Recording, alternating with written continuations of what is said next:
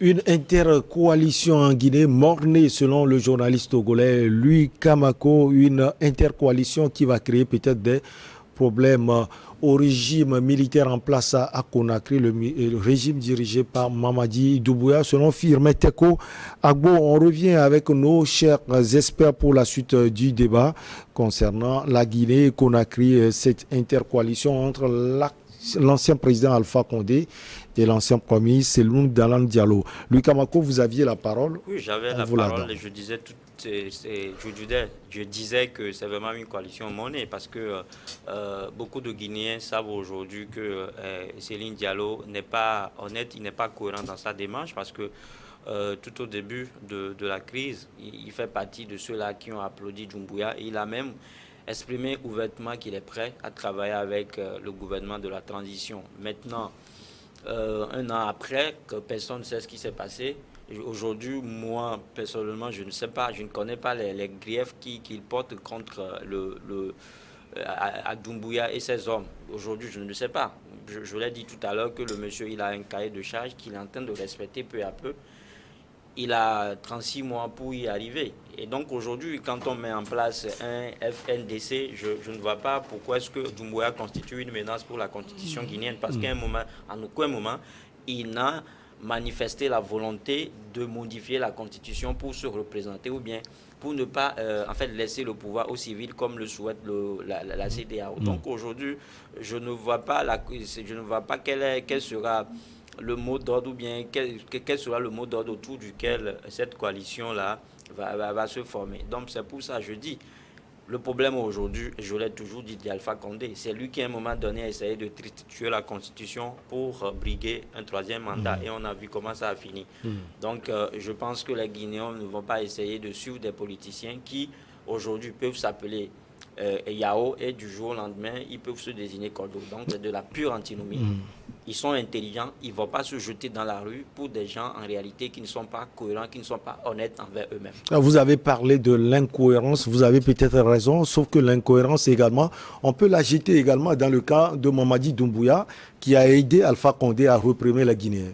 Bien évidemment, je ne sais pas si Louis s'écoute lorsqu'il parle.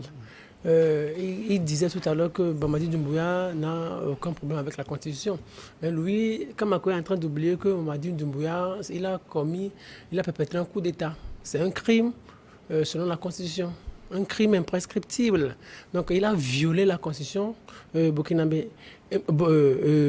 Guinéenne. L'autre chose, du moment où vous violez la Constitution, que vous arrivez au pouvoir, la meilleure des choses, c'est que vous rendez le pouvoir aux civils. Mais il y a des défis à relever. Quel défi à relever? Il a dit qu'il avait... Qui lui a donné la transition? Qui lui a dit ça? Dans quelle constitution cela a été écrit? On dit vous avez le droit de venir, vous perpétrer un putsch, après vous dirigez le pouvoir comme vous voulez. C'est la violation flagrante de la Constitution. Ce qu'il est en train de faire, lui a souligné un certain nombre de choses. Il remet en question les accords signés avec les entreprises étrangères et autres. Ce sont des avancées quand même. De quelle avancée parlez-vous? Lui, il a quel âge? Il a quelle expérience pour signer des accords qui vont avantager la République de la Guinée? Ça n'a jamais existé. Lui, il parle de gagnant-gagnant, de contrat ou partenariat gagnant-gagnant. Dans quel pays? Sur la terre africaine, ça n'a jamais existé. Les multinationales maîtrisent nos pays mieux que nous et elles volent suffisamment nos pays mieux que nous.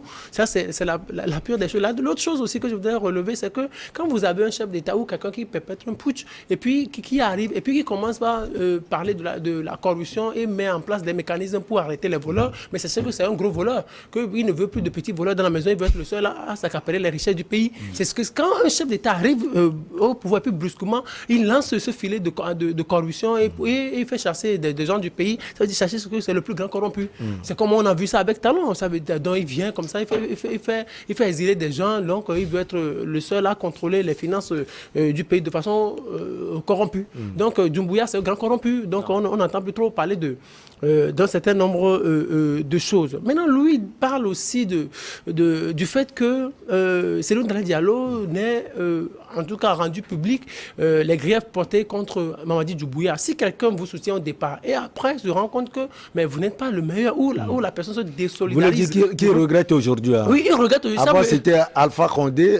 Bon, il a emprisonné ses partisans, mais lui n'a pas rasé ses maisons. C'est ce que Doumbouya lui a fait. Oui. Et donc, il est obligé de le délaisser. Mais il se rend compte que ce monsieur il ne respecte rien. Ce monsieur, il se dit, mais ce qui a débité au départ, il ne les respecte pas. Alors, pourquoi soutenir un tel type? On ne peut jamais soutenir un tel type. Maintenant, l'autre chose que je voudrais faire observer, c'est quoi? Cette coalition, ça va marcher dans la rue, mais ça n'ira jamais au sommet de l'État. Je reprends, parce qu'il y a de l'émotion, les gens vont sortir massivement, ça va s'arrêter dans les rues. Mais ça ne va pas atteindre le sommet. Pourquoi? Vous savez, si Saloum Daniel Diallo n'a jamais été président dans ce pays, c'est parce qu'il est Peul. Les Français ne veulent pas d'un Peul à la tête du pays. Voilà. L'autre chose, ça veut dire qu'on ne va jamais le soutenir sur le plan diplomatique. L'autre chose avec Alpha Condé, s'il a quitté le pouvoir, ou si le putsch a réussi, c'est parce qu'arrivé à un moment donné, il embêtait la France, il ne respectait plus personne au niveau de la France. Donc celui qui embête la France, on doit les dégommer. On les dégomme. C'est ce que vous dites? Oui, c'est ce que je dis. C'est ce qui se passe depuis 1960. C'est ce qui se passe. C'est ce que vous relatez ce qui se passe. Moi, je relate ce qui se passe. Okay, c'est ce que je dis. Donc moi, je relate ce qui se passe. C'est ce que les gens ne comprennent pas. Moi, je relate ce qui se passe. Mais parce que vous avez aussi cet exemple palpitant, Papa Déby qui est mort. Si vous suivez les dernières années de Papa Déby, il a commencé par dénoncer dénoncer les pratiques de la France. Et après, on nous a dit qu'il est mort au front, alors que cela n'est pas vrai. Tout le monde sait que cela n'est pas vrai. Vous avez la version? Non, on n'a pas la preuve. Tout le monde sait que ce n'est pas vrai. Tout le monde sait qu'on nous a menti. Que le petit qui dirige actuellement le Tchad, il sait ce qui s'est passé. Moi, je ne dis pas que c'est lui qui a tué son papa, mais ils savent que le papa n'est pas mort au front. Ils savent que le papa n'est pas mort. Vous avez raison, parce que l'un des frères de Déby, le défunt Déby, a dit que son grand frère, n'était pas décédé au front. Voilà, bien évidemment, c'est pour dire aussi que Alpha Condé, la coalition doit trop marcher et n'aura aucun appui diplomatique, parce qu'Alpha Condé, il était devenu indésirable pour la France, donc il fallait soutenir un putsch qui pouvait facilement les dégommer. Mamadi Doumbouya, il est protégé aujourd'hui parce que les multinationales sont là aujourd'hui, il sait négocier, on lui donne de bons conseils, il sait négocier avec l'Occident. Que lui ne nous dise pas ici que ce monsieur, c'est un saint-nitouche, il est bien, donc il respecte tous les accords, mais celui qui viole la Constitution, qui perpètre des coups d'État, qui tue des gens, celui-là, il faut faire confiance à lui. Un grand corrompu comme cela, ce n'est pas sérieux. Alors, on va chuter avec vous, homme politique, où vous voyez cette intercoalition?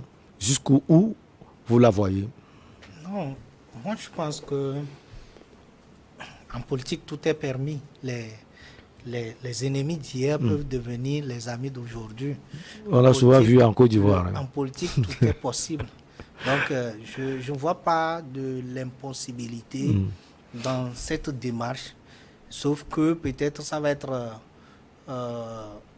une démarche où vous connaissez le comportement de Alpha Condé. C'est un comportement, c'est quelqu'un qui est impulsif, c'est quelqu'un qui est un peu réactif à un certain nombre de choses.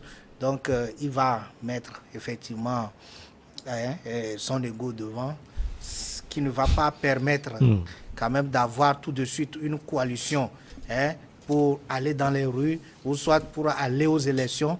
Mais ça va se jouer plus avec son parti qui est en Guinée. Donc, aujourd'hui, ce qui est, c'est que quand vous voyez le schéma dans lequel ils se trouvent aujourd'hui, c'est qu'ils sont en train de nouer une coalition qui va du parti d'Alpha Condé jusqu'au mouvement du Front pour la défense de la Constitution.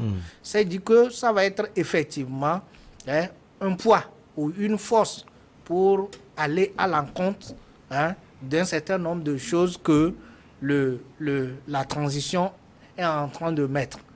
Parce que, vous voyez, aujourd'hui, il y a le procès du 28 septembre. Il y a en vue, quand même, un certain nombre de choses qui sont retenues contre Dalen Diallo. Donc, on ne sait pas, après Dadis, à qui le tour. Donc, tout ça là, inquiète déjà les politiques. Donc, il faut faire quelque chose. Et les politiques, ça ne se joue pas comme ça entre téléphones. ou bien à partir des téléphones, mais ça se joue en rapport de force. Ça veut dire tout simplement que si Doumbouya s'en rend compte qu'il y a une majorité derrière Alpha Condé et derrière Dalen Diallo, il risque de faire profil bas pour laisser un certain nombre de charges qui sont à l'encontre de ces politiques-là. Donc, en fait, c'est un accord stratégique et non pas politique, tellement politique. C'est pour quand même permettre à ces politiques-là d'être libres. Je ne sais pas, je ne suis pas dans les secrets de Dieu pour dire ici sur ce plateau que les charges retenues contre ces personnes-là sont évidentes, mais c'est pour dire tout simplement que c'est quand même une démarche pour pouvoir se soustraire d'un certain nombre de choses. Des bruits. Oui, vous l'ajoutez en 30 secondes. Pour revenir à ce que Fimé disait, parce que ça dit que c'est pour lui dire que Doumbouya n'est ni un voleur, Doumbouya n'est pas un voleur, il n'est pas non plus un corrompu comme l'a dit. Doumbouya, c'est quelqu'un qui connaît le système. Il n'est pas aussi un assassin. Il n'est pas un assassin non plus. Il n'est pas non plus. Mais il a réprimé, il a aidé à réprimer, il a réprimé. Doumbouya, c'est quelqu'un qui connaît le système. C'est quelqu'un qui connaît bien Alpha Condé parce qu'il a eu à travailler avec lui. Alpha Condé. Et ensemble, ils ont réprimé le peuple guinéen. Il a été un alter ego d'Alpha Condé. Mais à un moment donné, le monsieur animé par une frie patriotique a compris que la Guinée souffre. La Guinée souffre. Et il va falloir justement prendre des responsabilités. C'est ce qu'il a fait. Donc, aujourd'hui, il a déposé Doumbouya justement pour remettre les choses sur le bon rail. Il a déposé Alpha Condé. Il a déposé Alpha Condé pour remettre les choses sur le bon rail. Donc, c'est de ça qu'on parle. Donc, moi, c'est pour ça que je dis cette coalition-là même, c'est une fuite en avant de ce monsieur de Céline Diallo parce que c'est lui qui a fait le pas. On a parlé des procès qui sont ouverts ici et là. Donc, il sait que peut-être après Dadis Camara, le roulet compresseur va justement le rattraper et à un moment donné, il veut déverser les gens dans les rues. Aujourd'hui, et c'est pourquoi moi je dis, je ne vois pas pourquoi est-ce que les gens vont suivre des leaders qui ne sont pas d'ailleurs au pays. Tu l'as dit, et c'est lui, CDD, il est actuellement à Dakar, et l'autre à Istanbul, en Turquie. Istanbul, et les informations font état de ce que Alpha Condé même est dans un état grabataire. Il est grabataire depuis un bon moment. Donc je ne vois pas pourquoi est-ce qu'on va... Monsieur le maire, vous voulez ajouter aussi quelque chose en 10 secondes qui sont en train de fuir leurs responsabilités. Non, c'est en fait pour dire les affirmations de Firmin. Certaines affirmations me fait...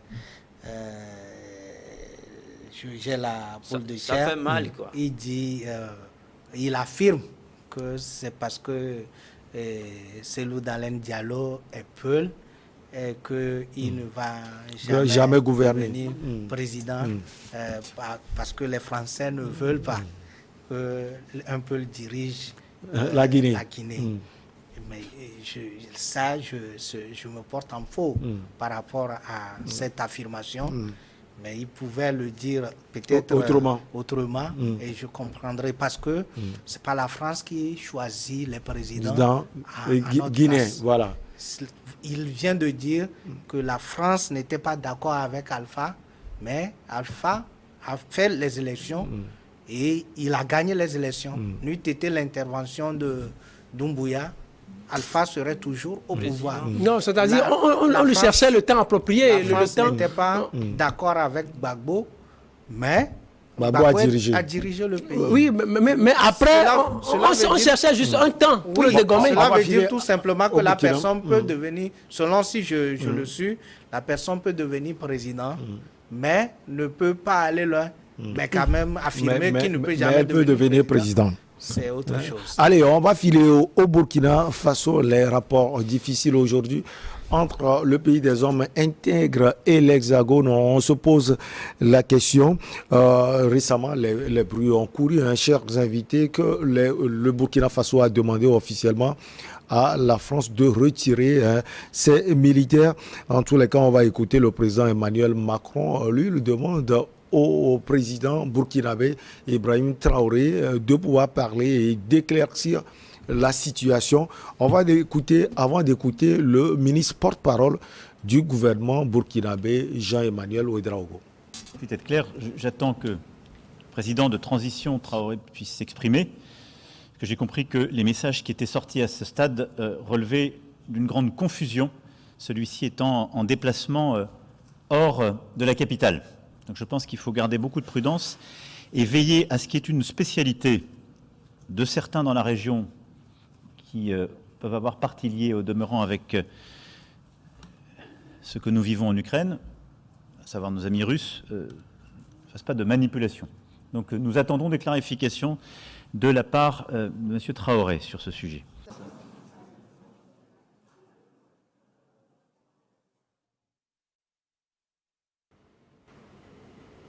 On va enchaîner avec la réaction du gouvernement burkinabé, la réaction du ministre porte-parole du gouvernement Jean-Emmanuel Ouédraogo.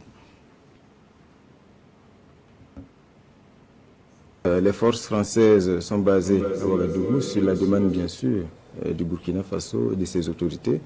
Et bien sûr, il revient aux autorités également, le cas échéant, de demander éventuellement leur départ, de dénoncer donc l'accord militaire qui permet donc à ces forces-là de stationner à Ouagadougou. La vision de la transition aujourd'hui, c'est que c'est les Burkinabés eux-mêmes qui vont consentir le sacrifice pour la libération de notre territoire, pour la reconquête de l'intégrité du territoire et surtout pour la refondation.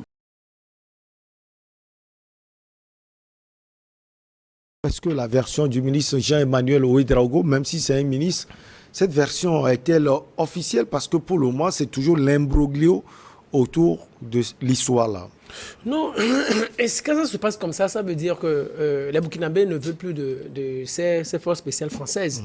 Je ne sais pas pourquoi Emmanuel Macron a demandé à ce que la situation soit clarifiée, alors que j'ai suivi un éditorialiste français, avant que Emmanuel Macron ne parle, qui disait qu'en réalité, il intervenait sur Europe 1, Europe 1, une radio française, il disait que le pouvoir burkinabé avait envoyé une lettre à Emmanuel Macron pour demander officiellement le départ de ces forces-là dans un délai d'1 mois du territoire burkinabé. À Emmanuel Macron ou bien à Matignon? Non, à Emmanuel Macron. Ça veut dire ça, la lettre devrait aller à l'Élysée. À l'Élysée. Mais l'éditorialiste se posait la question, mais la lettre se trouverait où? Ou peut-être au niveau de Quai d'Orsay, on n'a pas voulu la sortir ou la faire envoyer à l'Élysée. Moi, je veux juste dire qu'avant que la situation, même avant que Emmanuel Macron ne prenne la parole, il savait déjà que les Burkinabés ne veulent plus, les Burkinabés bien sûr, ou le pouvoir burkinabé ne veut plus de ces forces françaises, de ces 400 forces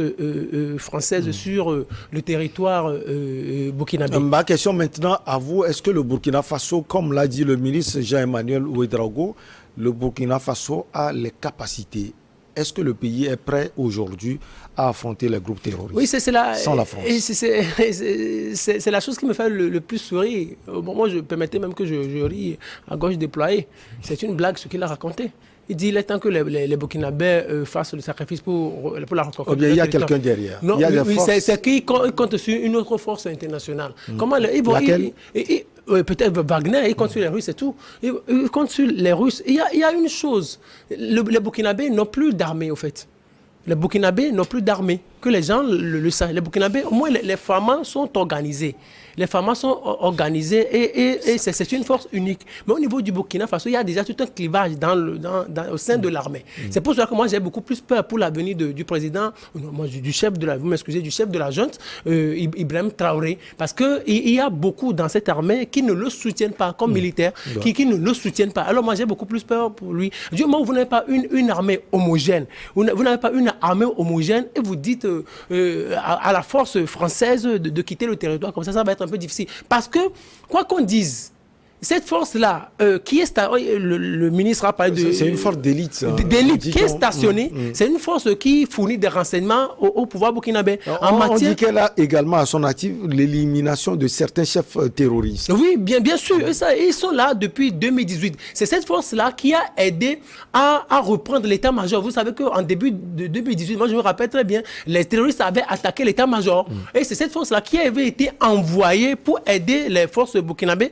c'est-à-dire les militaires militaire burkinabé a chassé les terroristes. Et c'est avec ça, c'est grâce à cette force-là qu'on a repris l'état-major. Et au niveau de l'ambassade de France, cette force même avait été envoyée également pour soutenir. Il y avait leur hélicoptère qui avait sillonné, qui avait survolé l'espace aérien de l'ambassade et avait aidé à chasser les terroristes. Cette force-là aussi est intervenue au niveau du Bénin, lorsque le Nord a été touché. Lorsque le Nord a été touché. Donc cette force-là, elle est là, quoi qu'on puisse reprocher à la France, cette force-là a aidé d'une manière ou d'une autre les Burkinabés. C'est parce qu'aujourd'hui, ils veulent adopter la démarche malienne, qui sont en train de parler comme ça. Même moi, il y a quelque chose qui me vient à l'esprit. Ibrahim Traoré, il avait 34 ans en 2022. Aujourd'hui, il a 35 ans. 35e année peut-être. 35e année, il aura 35 en 2023. Ça me rappelle un peu l'esprit Sankara, parce que Sankara, quand il avait 34 à 35 ans, c'est comme ça, il parlait à Mitterrand ou à l'Élysée des années 86 et 87. Et aussi, c'est un danger pour lui, parce qu'il a toujours l'esprit Sankara, il est jeune, il y a beaucoup de choses qui lui échappent, il a l'émotion dans son esprit. Et l'autre danger, c'est qu'il est un Premier ministre aussi, un Premier ministre sankariste qui lui dit non, on se détourne de la France, on ne veut plus de la France, on fait ci, on fait ça. C'est dangereux aussi sur le plan sécuritaire au niveau de la région. N'oubliez pas qu'il y a les mêmes forces au niveau de la Côte d'Ivoire. Même force au niveau de la Côte d'Ivoire qui protège les ressortissants français et qui contribue à sécuriser la zone Côte d'Ivoire, Burkina Faso, Bénin. Il y a au moins, au niveau du Burkina Faso, au niveau de la Côte d'Ivoire, je pense qu'ils sont à plus de 960. Donc, autre chose, l'information que tout le monde a aujourd'hui, on sait que le président Ouattara est à Paris et il a déjeuné avec Emmanuel Macron. Et moi, ce que je peux dire de la façon peut-être la plus absurde, c'est qu'il est allé livrer Assimi Goïta et Ibrahim Traoré. Il a encore fait une affirmation, l'homme politique du secte des leaders émergents. Lui, Kamako, alors, est-ce qu'on peut déjà penser que c'est peut-être le groupe Wagner qui serait derrière ces décisions, même si les autorités burkinabées, on a écouté le ministre Jean-Emmanuel Ouedraogo qui a parlé des Burkinabés eux-mêmes. On sait qu'il y avait des recrutements des volontaires également, mais on se dit, est-ce que le Burkina Faso aujourd'hui a les moyens pour pouvoir faire face aux terroristes? Bon, d'abord, je voudrais revenir sur la question que tu as posée à Fimin. Aujourd'hui, la question n'est plus de savoir si la sortie du ministre Ouedraogo est-elle officielle ou pas. Il faut plutôt demander à savoir si la version servie ou bien si l'argument avancé est convaincant. Et ce qu'il dit, je trouve que c'est tout à fait normal. Ce qu'il demande, c'est qu'il dit que la transition et que le Burkina Faso est arrivé à un point où la transition demande que la sécurité soit assurée par les Burkinabés eux-mêmes. Et donc, ça veut dire que les Burkinabés veulent prendre leur destin en main. Ce qui prouve à suffisance que les soldats français sur le sol burkinabé n'ont pas été à la hauteur de la tâche. Et ça, tout le monde le sait, parce qu'ils sont là depuis 2010. Fimet même l'a reconnu, mais le terrorisme... Depuis 2018.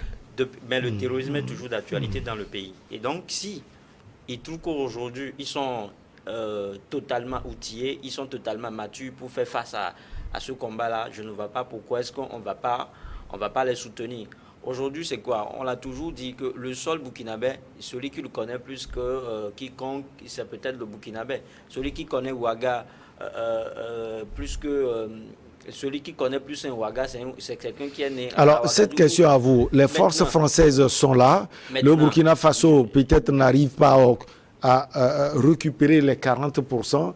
Donc, ce qui est clair, sans les forces françaises maintenant, le Burkina Faso peut les récupérer. Cela veut dire quelque chose, que peut-être que les forces françaises seraient en train d'aider les terroristes. Non, mais...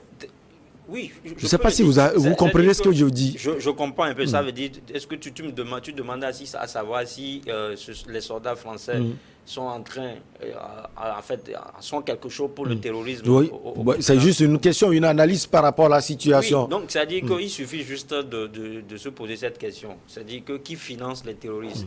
Où est-ce que les terroristes trouvent les armes? C'est la France. Aujourd'hui, c'est prouvé qu'il n'y a pas d'usine ou bien il n'y a pas d'entreprise de fabrication de vente d'armes en Afrique. Mais ces terroristes-là, où est-ce qu'ils trouvent les armes? Pourquoi est-ce qu'à chaque moment, les Français savent les zones où résident les terroristes? Pourquoi est-ce qu'à chaque fois qu'il y a une menace terroriste, ils sont les premiers à être informés? Posez-vous la question et vous aurez la réponse. Moi, je ne peux pas dire tout dru que ces terroristes-là, qui sont en fait financés ou bien alimentés par les Français. Mais aujourd'hui, le monde est devenu un village planétaire. À travers les réseaux sociaux, on sait exactement qui est derrière de tels coups. Donc, c'est ce que je dis. Donc, les Burkina Faso, ils ont compris, ils ont fait un diagnostic efficient et efficace et ils se sont rendus compte qu'aujourd'hui, ils n'ont pas besoin de forces étrangères. Maintenant, la question que vous posez, est-ce qu'ils ont les moyens? Je crois que oui. Ils sont en train de réfléchir. Ils ne se sont pas levés comme ça un beau matin pour demander aux troupes. Alors, ils n'ont pas besoin de troupes étrangères. Peut-être que Wagner ne va pas venir. Wagner puisque c'est une force étrangère également. Wagner pourrait venir parce que je veux être conséquent envers moi-même.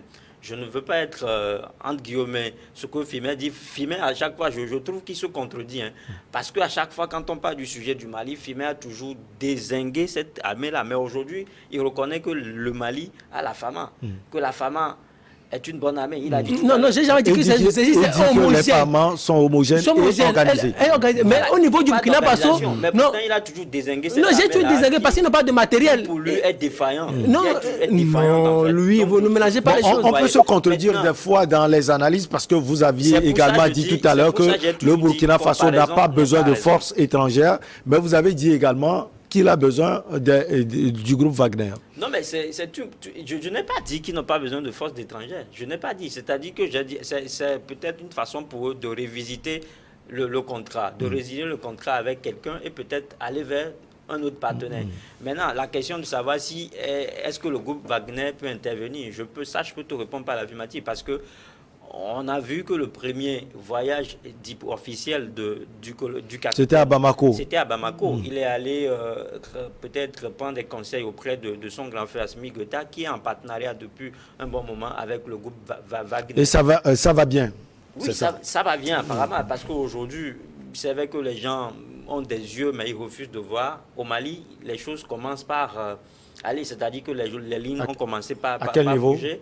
Les lignes ont commencé à quel niveau, puisque les rapports aussi nous disent que Bamako et le contour sont souvent attaqués. Tout ça, ça va de soi, parce qu'aujourd'hui, je sais que le gouvernement d'Assimi Goïta a la situation en main.